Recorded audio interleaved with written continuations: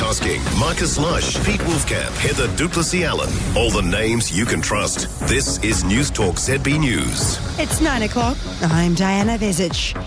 And geopolitical analyst Geoffrey Miller believes New Zealand needs to speak out strongly about what's happening and condemn the actions of the US and Israel. This has been really an act of aggression on the part of the United States and Israel while negotiations were underway between Iran and the United States. It really has been unprovoked. Make Newstalk ZB your number one preset on our new iHeart app. Download it now from the App Store. This is Newstalk ZB News. Good morning. It's 10 o'clock. I'm Diana Vezic. Israeli officials have claimed Iran's supreme leader has been killed following the US and Israel's major military operation on the country. The Iranian Red Cross says more than 200 people have been killed in strikes, including 85 people at a girls' school. Iran has hit back in retaliation, launching missiles across the Middle East, including in Dubai, Doha, Bahrain and Kuwait, all of which either have US military bases or are allied to the US. US President Donald Trump has been urging Iranians to take over the government.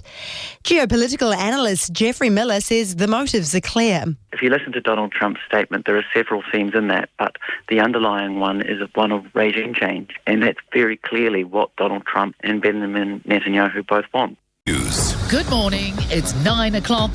I'm Nivareti Manu. Progress towards a nuclear deal between the US and Iran remains murky, with all-out war still a potential outcome. A third round of indirect talks has just concluded in Geneva, with further discussions to take place in Vienna next week. The pressure's on Iran, with the US deploying its biggest military build-up to the Middle East in decades. Geopolitical analyst Geoffrey Miller says President Donald Trump also needs a deal that's better for the US than the one he ripped up 8 years ago. Any deal that Donald Trump comes back with has to be better for him. Domestically, he's got to sell a deal that is better, otherwise he will look like a chump. It's 12 o'clock, I'm Malcolm Jordan. Iran's refusal to relinquish uranium enrichment could be a stumbling block for the US. The two sides are said to have made some progress in indirect talks in Geneva this morning.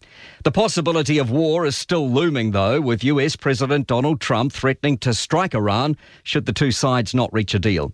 Geopolitical analyst Geoffrey Miller says the deal needs to be better than the one that Trump ripped up 8 years ago, that had Iran reduce its enrichment to below 4%. Since that deal fell apart, Iran has put its enrichment back up to 60% levels, which is much closer to development of a nuclear weapon.